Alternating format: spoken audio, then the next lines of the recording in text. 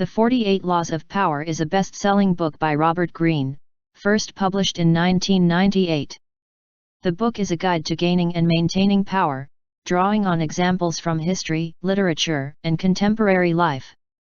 Here is a detailed summary of the book. Introduction. The book opens with an introduction that lays out the author's thesis, that power is the ultimate goal in life, and that understanding the principles of power is essential to achieving success in any sphere. Greene argues that power is a game, and that the key to winning the game is to know the rules and play them with skill and cunning. Part I, the foundation of power.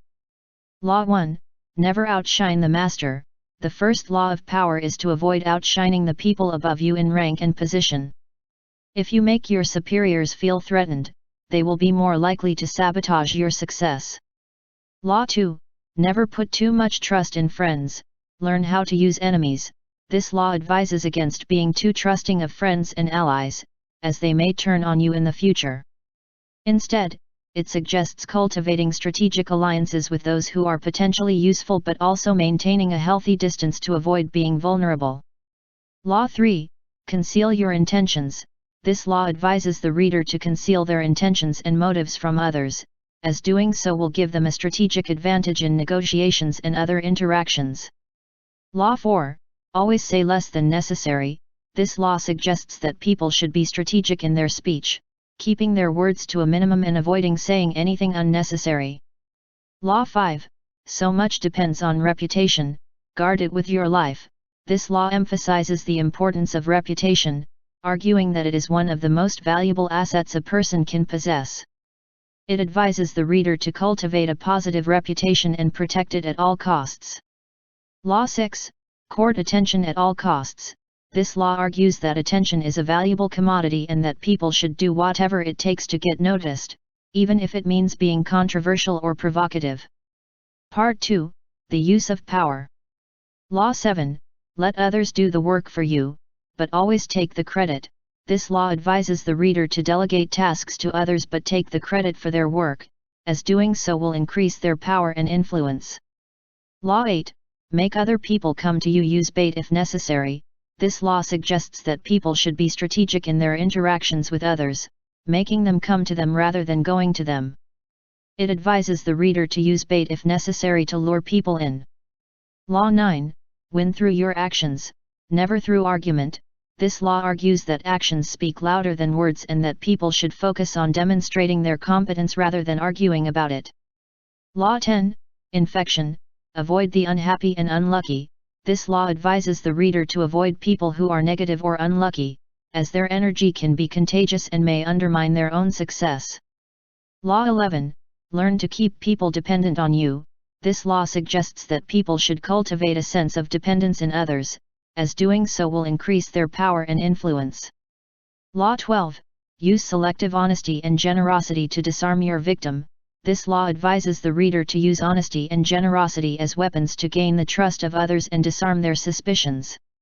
Part 3, the practice of power.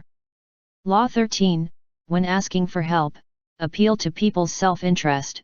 This law argues that people are more likely to help if they can see how it benefits them, so it advises the reader to frame requests in terms of the other person's self-interest. The rest of the laws 14 to 48 are as follows. Law 14, pose as a friend, work as a spy, gather information from others by pretending to be their friend. Law 15, crush your enemy totally, never leave your enemy alive to come back and harm you. Law 16, use absence to increase respect and honor, create a sense of mystery and importance by being absent. Law 17, keep others in suspended terror, cultivate an air of unpredictability, keep others on their toes by being unpredictable.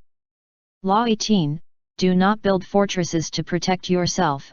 Isolation can lead to vulnerability, instead blend in with the surroundings. Law 19, know who you're dealing with, do not offend the wrong person, learn about your enemies and allies so you don't offend the wrong person. Law 20, do not commit to anyone, remain flexible and don't commit too soon. Law 21, play a sucker to catch a sucker, seem dumber than your mark, make people underestimate you to catch them off guard. Law 22, use the surrender tactic, transform weakness into power. Surrender can be a powerful tactic when used strategically. Law 23, concentrate your forces, focus your resources on a single target. Law 24, play the perfect courtier, make people feel important and valued. Law 25, recreate yourself, continuously adapt and evolve to stay relevant and powerful. Law 26, keep your hands clean, let others do the dirty work while you maintain a clean image. Law 27, play on people's need to believe to create a cult-like following, tap into people's need to believe in something and create a loyal following.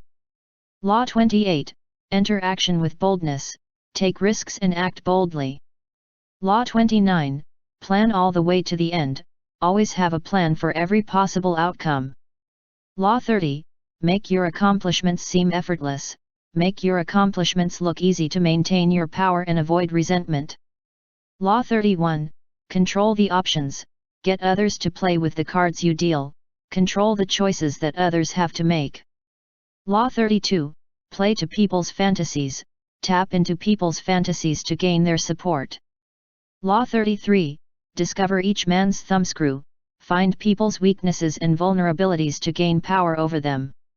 Law 34, be royal in your own fashion, act like a king to be treated like one, command respect and authority by projecting confidence and power.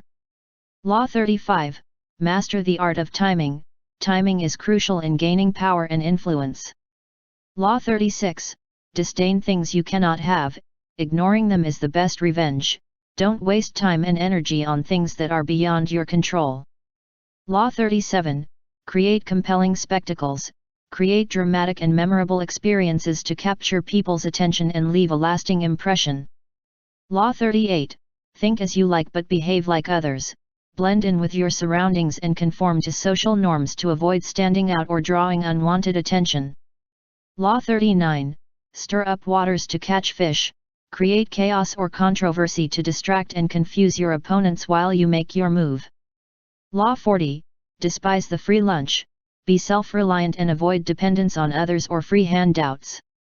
Law 41, avoid stepping into a great man's shoes, don't try to fill the shoes of a great predecessor, instead create your own legacy. Law 42, strike the shepherd and the sheep will scatter, target the leader to weaken and disperse the group. Law 43, work on the hearts and minds of others, influence people's emotions and beliefs to gain their loyalty and support.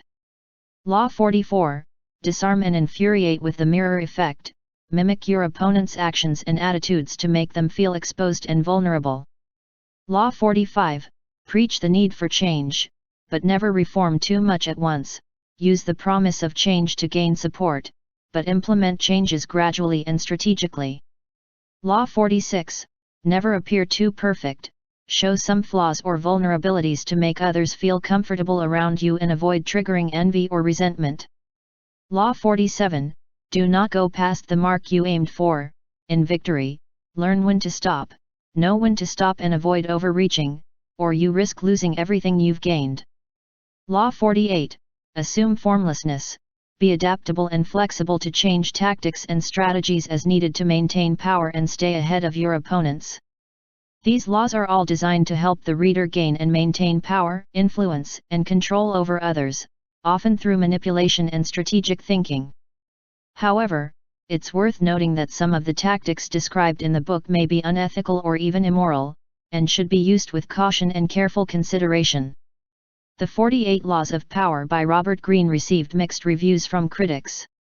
Some praised the book for its engaging writing style, historical anecdotes, and practical insights into power dynamics, while others criticized it for promoting manipulative and unethical behavior. Here are some examples of positive reviews. The New York Times Book Review called it a rich mine of ideas for anyone interested in how human behavior works and how to get ahead in the world.